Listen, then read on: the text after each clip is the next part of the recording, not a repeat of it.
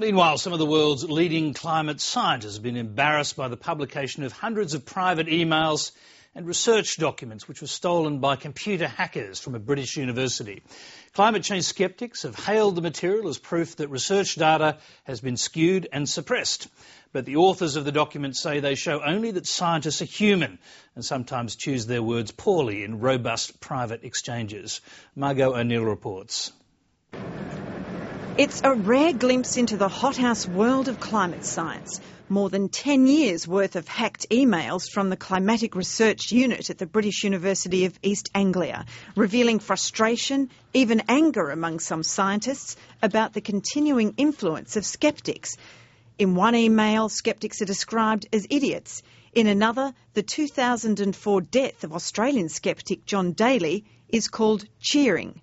Something is seriously sick with the culture at the top of the global warming scientist cabal. It is indicative of a tribal mentality, a demonisation of anyone who dares doubt their work. Now, they gloat, for example, over the death of a very gentlemanly sceptic, John Daly, who was in Tasmanian, in fact, who did wonderful work on sea level rises. I don't think anybody should be particularly happy if someone dies, but I think we can hold those sceptics, like Daly, to account for placing future generations at risk.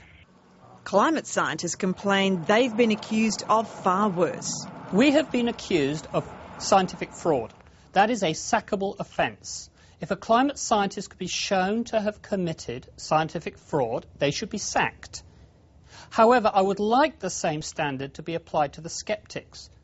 There are serious questions about some of the scientific references in the hacked emails, which sceptics claim debunk the notion of a consensus on climate change, such as this statement by a leading American atmospheric scientist, Dr. Kevin Trenberth, who wrote about temperatures plateauing in 2008. The fact is we can't account for the lack of warming at the moment, and it is a travesty that we can't. I'm worried that these guys have been committed to a theory that is falling to bits, and privately they admit that it's got problems, but publicly they're pushing the world to adopt a massive reorganisation of the way we do business. But that's not what Kevin Trenberth meant, says Professor Pittman, who says although temperatures have plateaued, this decade is still the hottest on record. There isn't the faintest hint of a hoax, of a conspiracy, of a right-wing or a left-wing bias to fund the research of climate science or anything like that. It's the normal repartee and discussion between climate scientists.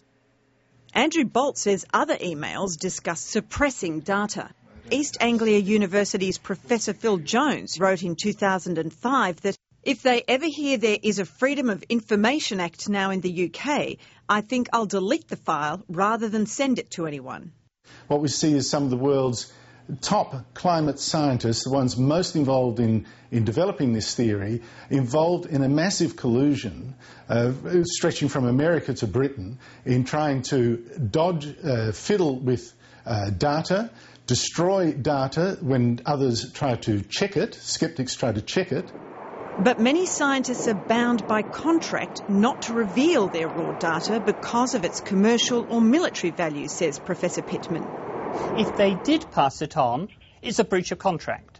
And even beyond that, they are currently in negotiations with most of those countries to ask for permission to pass the data on. But until that's agreed, it's not that the climate scientists wouldn't want to pass it on, it's that the people who've given you the data say that you can't. Police are now investigating the cyber attack on the University of East Anglia. Margot O'Neill, Lateline.